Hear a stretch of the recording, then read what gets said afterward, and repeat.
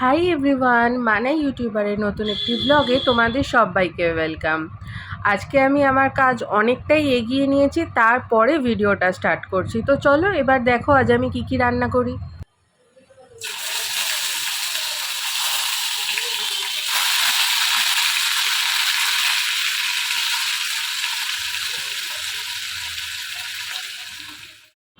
চারটে মাছ দেখলাম কড়াটাতে একেবারে ধরলো না, ওই জন্য 3 পিস আগে ভাজলাম, এবার আর 1 পিস ভাজবো।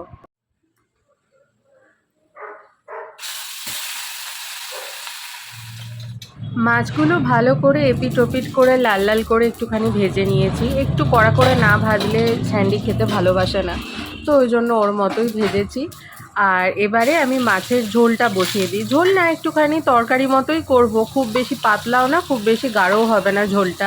তো ভেবেছি তো এরকমই কিছু করব, তো দেখা যাক ফাইনালি কীরকম এসে দাঁড়ায় ঝোলটা। তো যাই হোক, চলো তার জন্য অল্প একটুখানি পেঁয়াজ দিয়ে নিলাম। আজকে ভাবলাম যে শুধু আদা জিরে বাটা দিয়ে করব না, মা বললো যে একটুখানি পেঁয়াজ ফোড়ন দে তাহলে ভালো লাগবে, তো সেই মতো তাই করলাম।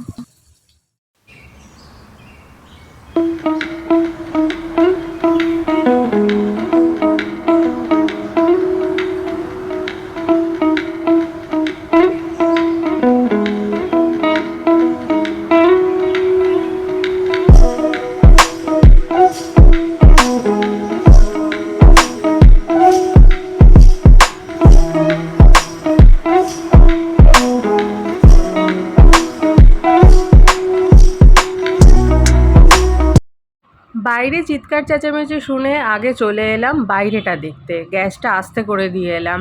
এই দেখো, আমাদের বাড়ির পাশে যে ফ্যাক্টরিটা আছে সেই ফ্যাক্টরিতে বড় লরি ঢুকেছিল। তো বুঝতেই পারছো এরপরে কি অবস্থা হবে। এই লরিটার জন্য পুরো চারিদিকে এখন প্রত্যেকটা গাড়ি দাঁড়িয়ে যাবে। আগে এই লরিটা আস্তে আস্তে পাস করবে, তারপরে সব গাড়িগুলো যাবে। তাও তো ভালো, এখন স্কুল টাইম নয়। যদি এখন স্কুলের স্টুডেন্টরা বাইরে থাকতো তাহলে বুঝতেই পারছো যে অবস্থাটা কি হতো। তো এটা তাড়াতাড়ি ঠিক হয়ে যাবে।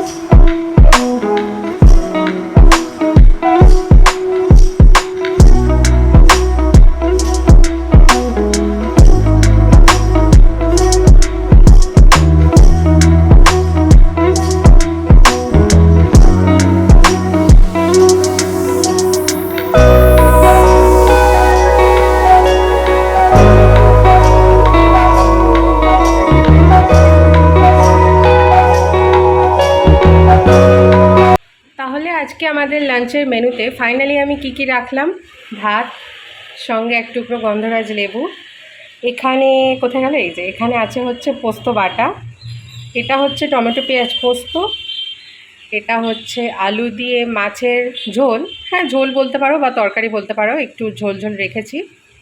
আর এটা হলো আমের চাটনি, আমেরও ঝোল, এটা চাটনিও নয়, চাটনির টেক্সচারটা একটু ঘন ঘন হয়, আমি এটা দেখো একদম এরকম পাতলা রেখেছি।